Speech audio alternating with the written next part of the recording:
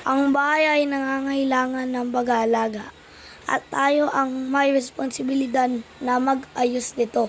Pero minsan, mahirap magsimula. Mga oras na, kailangan tayo mag-ano. George, doon tayo maglinis sa labas. Lilis na lang tayo dito. Tinatakal mo. Tinatakal ako! Jairus, kailangan natin gawin yon para makatulong tayo sa gawain at sa maliit na hakbang pagtagda ng oras. Kung may oras ka para magpahinga, may oras ka rin para mag-ayos.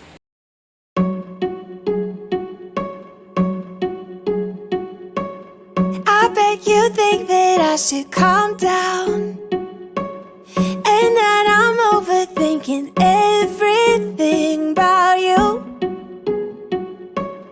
and that we're good the way we are.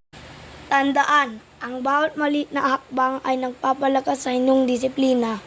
Isang hakbang sa isang pagkakataon. Makikita mo na lang ang bahay ay malinis at maayos. Ang paggawa ng takdang aralin ay isang mahalagang bahagi ng ating pag-aaral. Ngunit madalas, ang mga distractions at ang tamad na pakiramdam ay nagiging hadlang sa ating produktibong oras.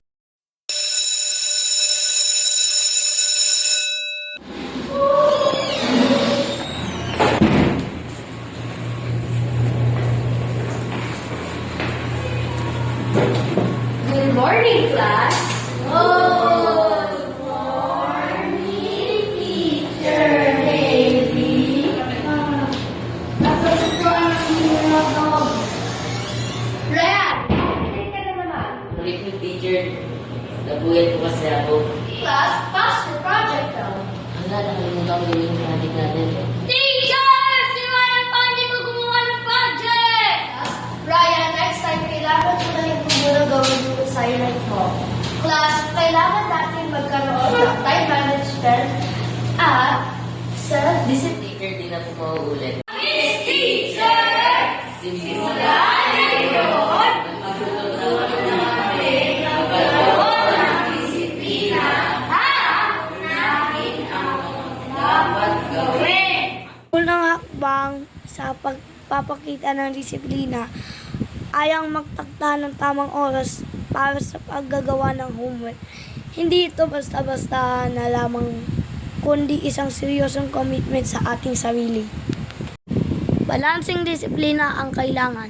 Paggawa ng takdang aralin ng may focus at pagpapahinga kapag kinakailangan. Kapag natutunan mo magdisiplina sa sarili, mas madali mong matatapos ang inyong mga gawain at mas magiging matagumpay ka sa inyong mga layunin.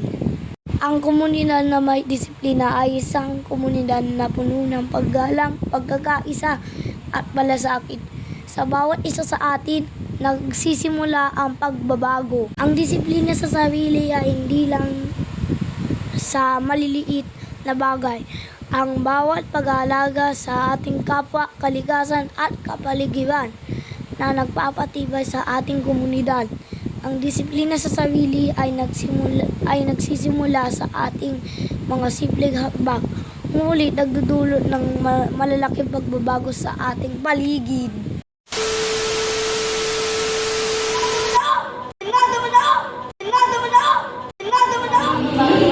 Maglaro tayo.